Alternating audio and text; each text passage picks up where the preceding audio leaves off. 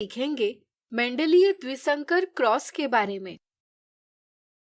एकल संकर क्रॉस में मेंडल ने एक समय पर केवल एक लक्षण के वंशागति का अध्ययन किया, लेकिन एक जीव में कई सारे लक्षण उपस्थित होते हैं जिन्हें नियंत्रित करने वाले कारक भी भिन्न होते हैं।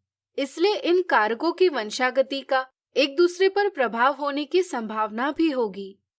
इसे समझने के लिए मेंडल ने उद्यान मटर यानी गार्डन पी के पौधे का द्विसंकर क्रॉस यानी डायहाइब्रिड क्रॉस किया। ऐसा क्रॉस जिसमें दो विपर्यासी लक्षणों का अध्ययन किया जाता है द्विसंकर क्रॉस कहलाता है। हम जानते हैं कि ऐसे जीव जिसमें एक लक्षण के लिए समान युग्म विकल्पी या एलील होते हैं, वे उस लक्षण के लिए समयुग्मजी यानी होमोजाइगस होते हैं। द्विसंकर क्रॉस के जनक दो लक्षणों के लिए समयुग्मजी होते हैं। चलिए इस प्रयोग को समझें। एक द्विसंकर क्रॉस में मेंडल ने दो समयुग्मजी पौधे लिए। एक में फली का रंग हरा था तथा फली फूली हुई थी। दूसरे पौधे में फली का रंग पीला था तथा फली सिकुड़ी हुई थी। इनका क्रॉस करके प्राप्त बीजों से मेंडल ने प्रथम संतति पीढ़ी यानी F1 पीढ़ी के पौधे उगाए। इन पौधों की फलियां हरी थी तथा सभी फलियां फूली हुई थी। वीडियो रोककर आप प्रभावी लक्षणों को पहचानिए। बिल्कुल सही। F1 पीढ़ी में फलियों का हरा रंग अभिव्यक्त हुआ, इसलिए यह पीले रंग पर प्रभावी है तथा फलियां फूली हुई प्राप्त हुई, इसलिए फली के फूले हुए होने का लक्षण सिकुड़े हुए होने पर प्रभावी है, यानी कि पीला रंग और फली का सिकुड़ा हुआ होना अप्रभावी लक्षण है। प्रभावी लक्षण को हम अंग्रेजी के बड़े अक्षर से तथा अप्रभावी लक्षण को इसी अक्षर को छोटी लिपि में लिखकर व्यक्त करेंगे। हम जानते हैं कि लैंगिक जनन से निर्मित संतति में प्रत्येक लक्षण के लिए दो विकल्प होते हैं। एक जिन के भिन्न रूप को युग्म विकल्पी कहा जाता है। जैसे यहाँ रंग के लिए दो रूप है, हरा और पीला, तथा फली की आकृति के भी दो रूप है, फूली हुई और सिकुड़ी हुई। F1 पीढ़ी के जनक फली के रंग और फली की आकृति के लिए समयुग्मजी है, इसलिए इनमें एक लक्षण के लिए समान युग्म विकल्पी होंगे। किसी भी जीव के आनुवंशिक ढांचे यानी जेनेटिक कॉन्स्टिट्यूशन को जीनी प्ररूप यानी जीनोटाइप कहा जाता है। इसलिए हरे और फूली हुई फली वाले जनक का जीनोटाइप यह है तथा पीले और सिकुड़ी हुई फली के आकार वाले जनक का जीनोटाइप यह है। चूंकि दोनों जनकों दो लक्षणों के समान युग्म विकल्पी है, इसलिए इनमें केवल एक प्रकार के युग्मक बनेंगे। इसलिए इन दोनों युग्मकों के संलयन से निर्मित संतति का जीनोटाइप यह होगा। किसी भी जीव के बाहरी रूप यानी कि दिखने वाले लक्षणों को दृश्य प्ररूप यानी फिनोटाइप कहा जाता है। F1 पीढ़ी के पौधों का फिनोटाइप हरे रंग और फूली हुई फलियां हैं। इनमें फली के रंग और फली की आकृति के लिए दो भिन्न युग्म विकल्पी है तथा ऐसे जीव जिसमें एक लक्षण के लिए भिन्न युग्म विकल्पी होते हैं विषम युग्मजी यानी हेट्रोजाइगस कहलाते हैं, जिसे संकर यानी हाइब्रिड कहा जाता है। F1 पीढ़ी के पौधे दो लक्षणों के लिए विषम युग्मजी यानी संकर है, इसलिए इन्हें द्विसंकर यानी डायहाइब्रिड कहा जाता है। मेंडल ने प्राप्त F1 पीढ़ी के बीजों से पौधे उगाए और पौधों का स्वपरागण किया। तो क्या आप बता सकते हैं कि F2 पीढ़ी में कितने प्रकार की फलियां निर्मित हुई होंगी? चलिए हम बताते हैं।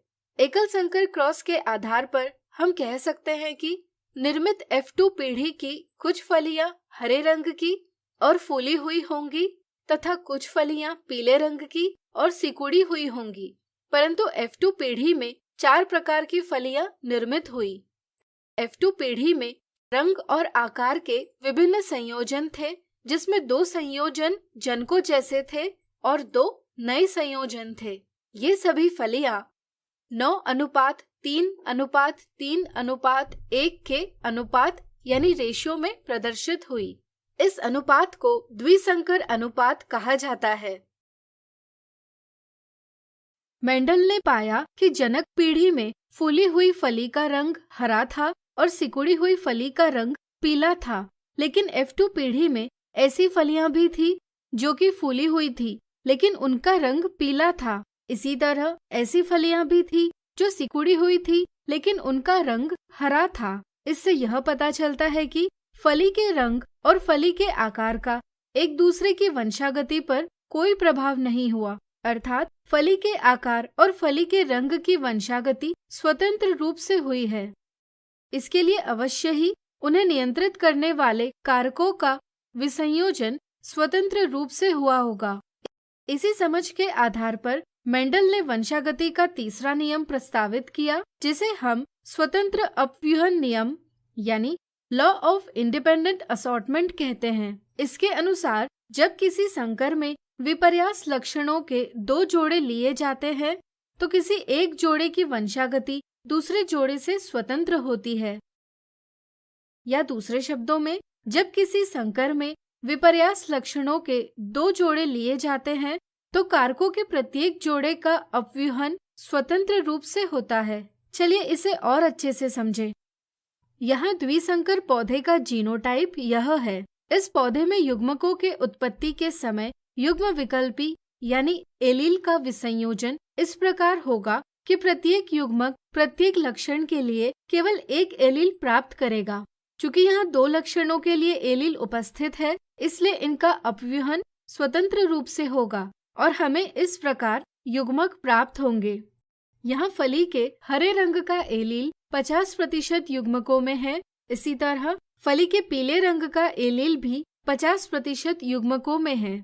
इसी तरह आप देख सकते हैं कि फूली हुई फली या सिकुड़ी हुई फली के एलील भी 50% युग्मकों में है। इस तरह प्रत्येक एलील 50% युग्मकों में उपस्थित होगा। यदि हम इस द्विसंकर पौधे का स्वपरागण करें तो क्या आप उत्पन्न पौधे का जीनोटाइप और फिनोटाइप बता सकते हैं? वीडियो रोककर पनेट वर्ग के माध्यम से ज्ञात करने का प्रयास कीजिए। चलिए हम बताते हैं। यहाँ नर युग्मक इस प्रकार है तथा मादा युग्मक इस प्रकार है। इसके लिए हम पनेट वर्ग के दो पार्श्वों में नर और मादा के चारों युग्मकों के प्रकार लिखेंगे। इसके बाद हम नीचे के वर्गों में विभिन्न युग्मकों के संलयन को इस प्रकार लिखेंगे। अब हम देख सकते हैं कि पनेट वर्ग के 16 वर्गों में 9 विभिन्न जीनी प्ररूप है। इसलिए द्विसंकर क्रॉस का जीनोटाइप अनुपात इस प्रकार है। लेकिन प्रभाविता के नियम के अंतर्गत प्रभावी लक्षण की अभिव्यक्ति होगी, इसलिए हमें द्विसंकर क्रॉस की F2 पीढ़ी में केवल 4 फिनोटाइप प्राप्त होंगे, जिनका अनुपात इस प्रकार है। अब आपको वंशागति का स्वतंत्र अपव्यूहन नियम अच्छे से समझ गया होगा। आज हमने सीखा मेंडलीय द्विसंकर क्रॉस के बारे में।